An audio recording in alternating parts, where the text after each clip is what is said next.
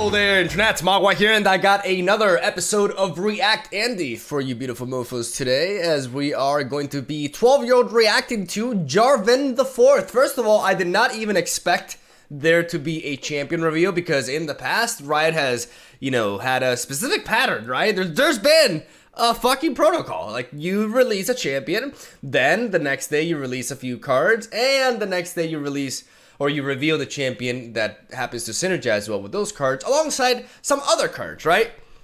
Now, because of my tone, you may interpret this as me like complaining. I have nothing bad to say. Like, I'm just like, hey, it's a pleasant surprise, right? Like, if it were up to me, they'd reveal all the champions the same day, but I'll take it. Jarvan is actually a champion that I am familiar with. He is from Demacia, and I believe he's a prince. Yeah, he's set to be the future ruler of Demacia. I remember him well because I was looking into a lot of like Demacia champions. I don't know, I was in a bit of a Demacia craze. I remember like looking into Silas and pondering when they would release him, and then that's how I kind of like ended up learning about Jarvan, right? So I don't really know much besides that. I think he wields a spear, if I remember correctly, but I'm not exactly sure. He certainly does have some humble armor going on for him.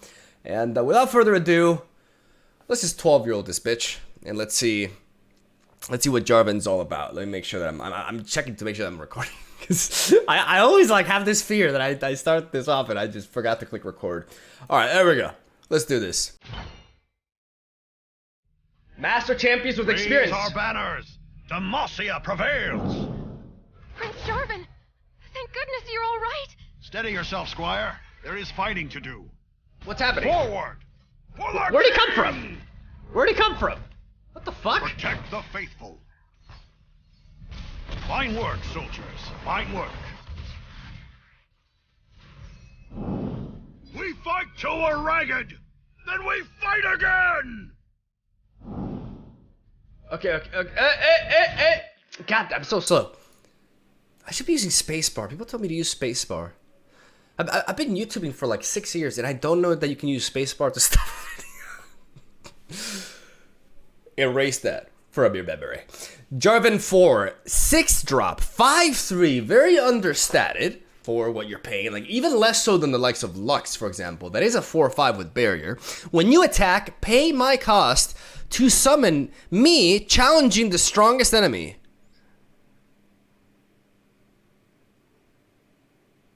Wait, what? Wait.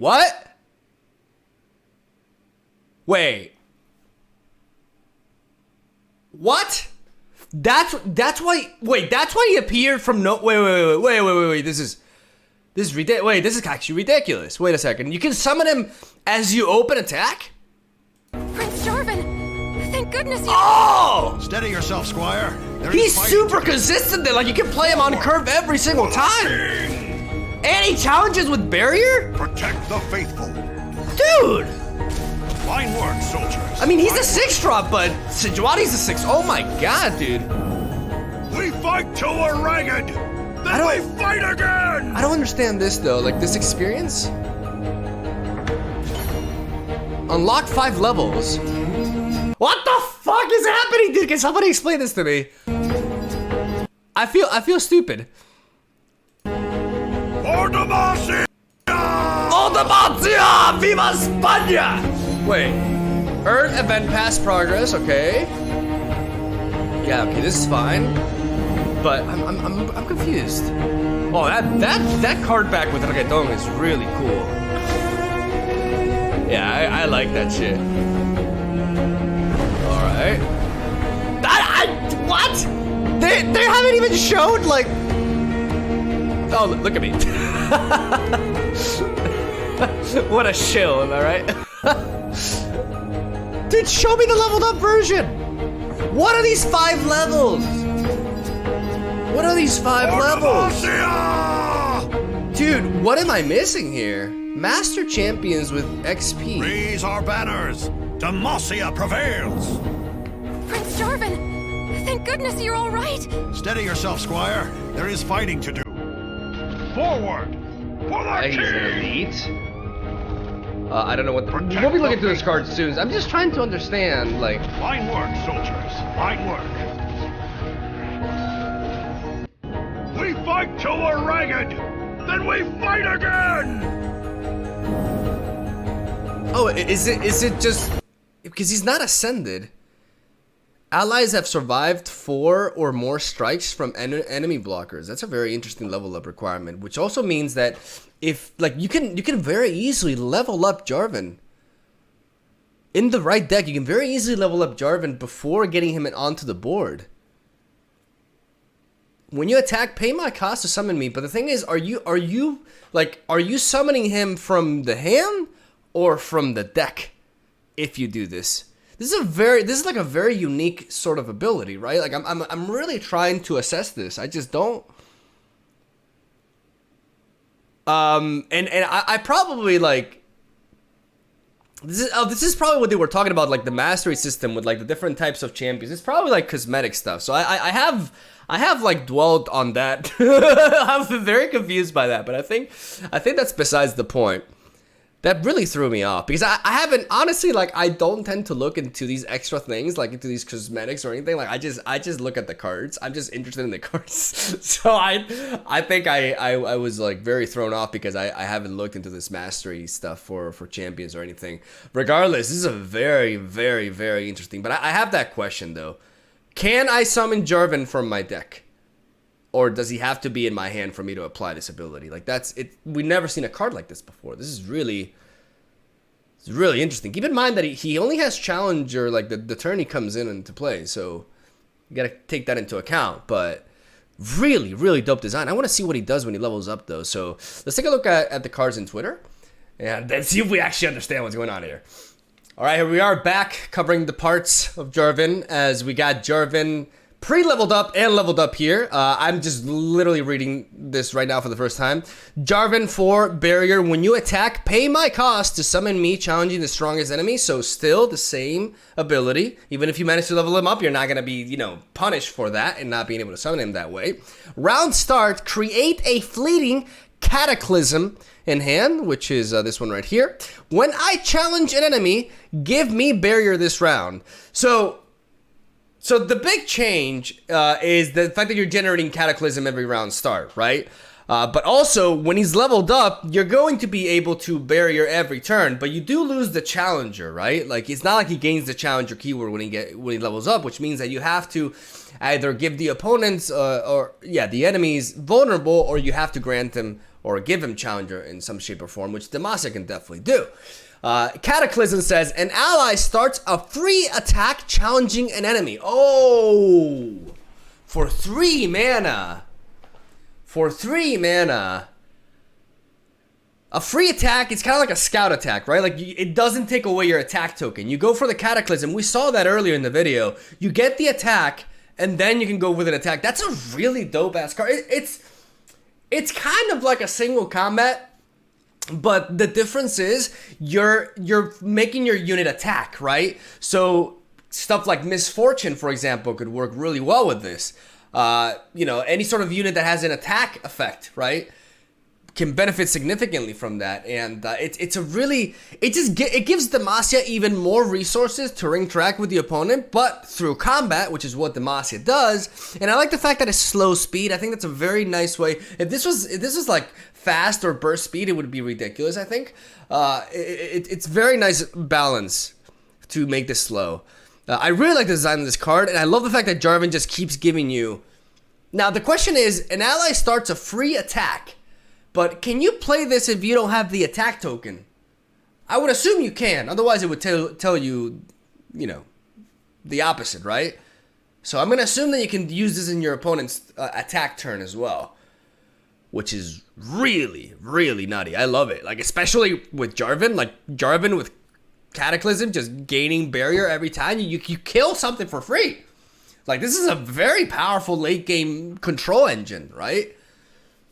Like, Jarvan could be a thing besides just mid-range decks. I don't know. It's really interesting. Really, really interesting.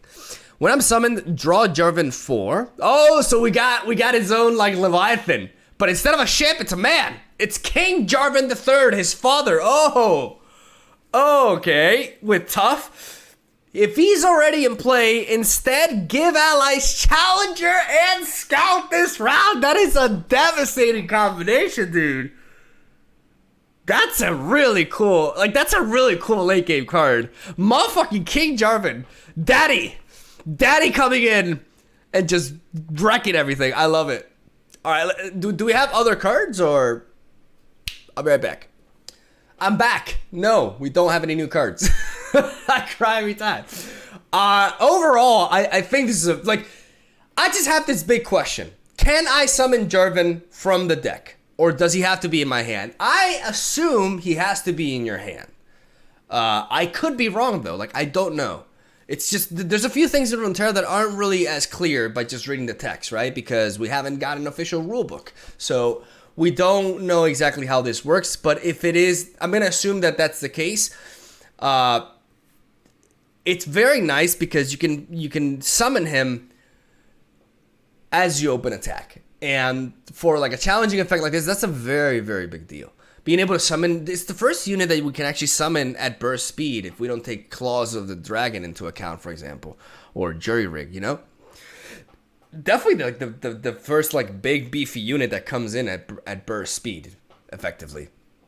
And that already makes Jarvan very unique and potentially very powerful. He's 6 mana though, but the fact that you just play him automatically, if he comes out from the deck, there's no way he's not amazing. Like, if I can play fucking Jarvan from the deck every time at turn 6, like, that's too good, right? That has to be too good. In the video, there's like a video here. In the video, we can take a look at it here, even though I'm in the middle, right? But as... Forward! Father, the king! Stand with me. Wait, the video is different. So there is actually more content. Wait, let me actually move my webcam. Yeah, let me go here. It's a good place to be. All right. Brothers and sisters.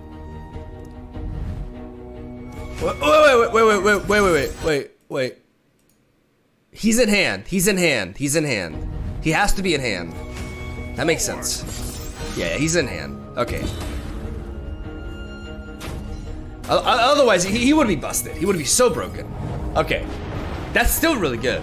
Like the fact that I can lead off with an attack that way, and you know, oh my God, way, very important detail that we learn here as well. If you perform a scout attack. Forward! And you summon enemies attacking, you still retain the attack token, even though Jarvan is not a scout himself, which means you can effectively, with scout support, attack with him twice in a turn.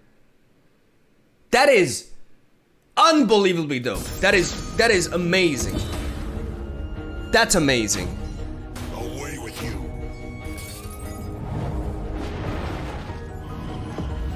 You target the spider with Jarvan, I would assume.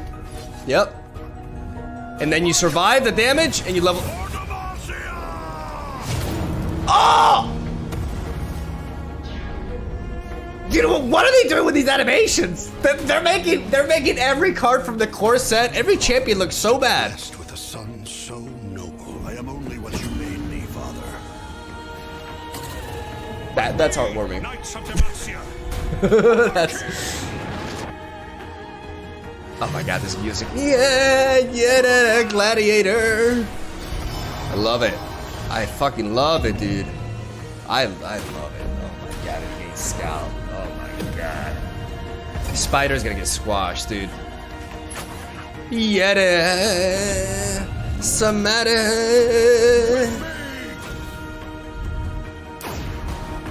Back to back. Father son for the win. Demacia prevails. Motherfucking father and son, baby. I love it. This may be my favorite Demacian champion already. Oh my God, this is so dope. It's hard for me to express with words just how exciting this is for so many different reasons. Like the fact that you can utilize, like the fact that you can enhance him with scouts.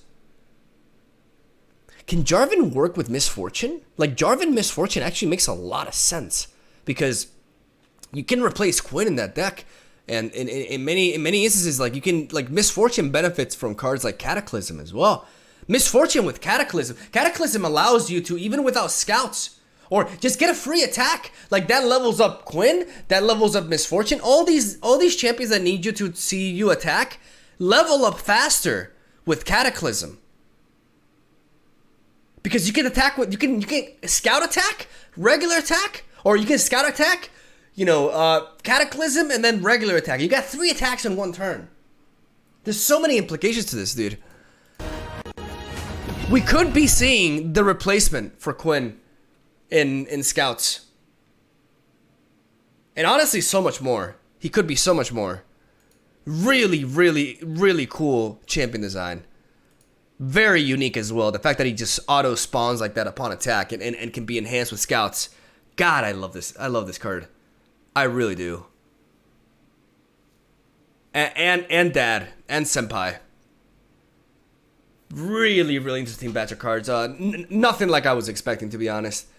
Definitely thought we were going to be seeing a few Shurima champions and then, but I like the unpredictability. I like the back-to-back champion reveals. Like, I'm all for that shit, you know?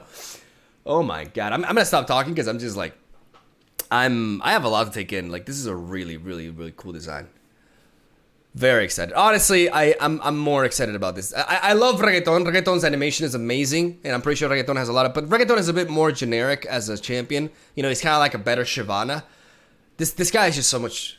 He's very... He can be very complex. I really like him. I can't wait to try him out. I'm actually really excited to play Jarvan, so that's where I'll leave it at. Thank you guys for watching. Leave a like for 12-year-old reaction Andy, and I'm going to stop using those references. Yeah, I'll be back at it tomorrow. And yeah, have a good weekend. Cheers. Psych. I butchered this video completely because honestly, like, it's all over the place. Like, this reveal is very bizarre because they showcase Jarvan's video with like the progression, but they don't showcase like his level up or anything. We don't even get to see his level up form. Like, the video on YouTube is different than the video on Twitter that actually showcases everything, as you guys saw.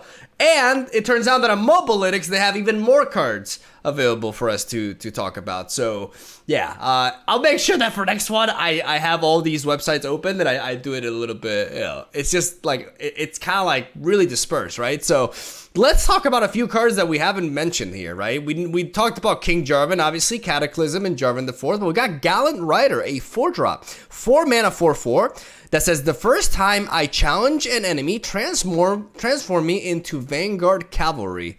Who's Vanguard Cavalry? Oh wait, Vanguard Cavalry, isn't that the 5? That's the 5-drop. That's the 5-drop, the 5/5, right? The 5/5 with tough. Wow. Wow, that's really cool. That's a really cool design. I like that a lot. Golden Aegis, give an ally barrier this round, and rally, more rally, yes! Yes, my favorite champion is back at it. With, okay, so we got, basically we have a 3, like we have a Relentless Pursuit that for 1 more mana will give you ally that round, barrier that round.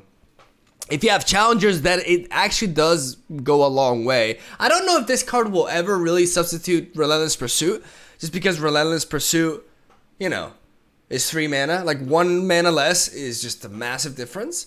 But it's a nice option to have. I mean, it is definitely like, it is kind of like cards that do kind of like the same, but a different variant of it. I mean, these cards will make more sense once they decide to implement rotation, right?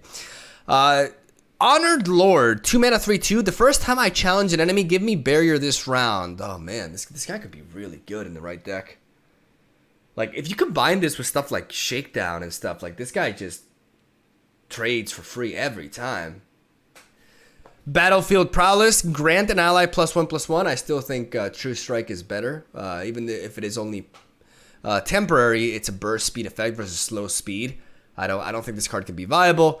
Penitent Squire, when I'm summoned, if you behold an elite, create a Tattered Banner in hand, and Tattered Banner is this right here, which is not an actual card because it lacks a rarity gem, by the way. The next time you summon an ally this round, grant it Challenger. That's... Penitent Squire is basically power creep on Cythria. Like, this card is basically power... Like, there's no reason not to play this card over Cythria. 1 mana Sith 3, I mean. And like not only elite decks, but just any deck with elites in general. Like the fact that it gives you this is really neat. Because then if you Tattered Banner into Honored Lord, you have a 2 mana, like you have a 2-drop that challenges and barriers every time. Like that's really interesting. They're really pushing this challenger sort of like identity with Demacia, right? And out of these cards, I think perhaps I think honestly Penitent Squire and Honored Lord are the most competitive out of the ones that we've spoken about right now. I don't think Golden Aegis will be, just because Relentless Pursuit, you know, you don't get barrier, but 1 less mana is a massive difference.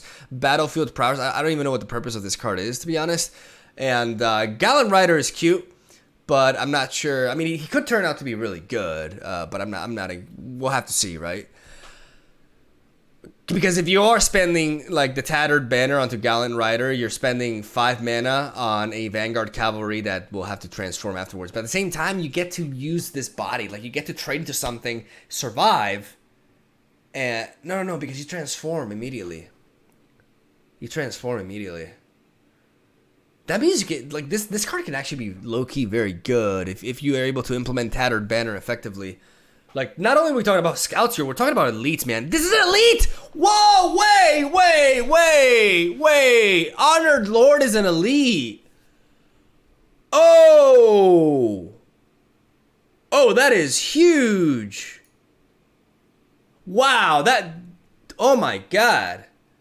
That's amazing for the elite arc. Like, elites could be like top tier, dude.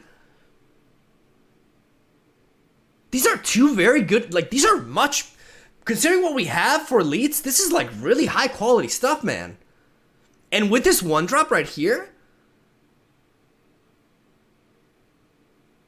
wow, like for the Fallen, dude. For the Fallen can be insane. Maybe even, like, Garen, Jarvan, like, there's like, actually different variants. You can build this with scouts, you can build an elite deck. Man, are elites actually going to be good? It really seems like that's the case. These are really good cards, man. This 1-drop and this 2-drop are amazing. Amazing for the archetype. And the 4-drop is not bad at all either. Really good shit. Yeah, at this point I'm just kind of like freaking out and repeating myself, so I'm going to stop the video here. This time for good. And hopefully next time I'll have a more, you know, smooth sort of production going on. Regardless, thank you for watching. Leave a like if you enjoyed. Subscribe. It's free. It's good. Yeah, that's a quote, and I don't know what to follow it up with that. Thank you for watching. Have a good one. I'll see you tomorrow.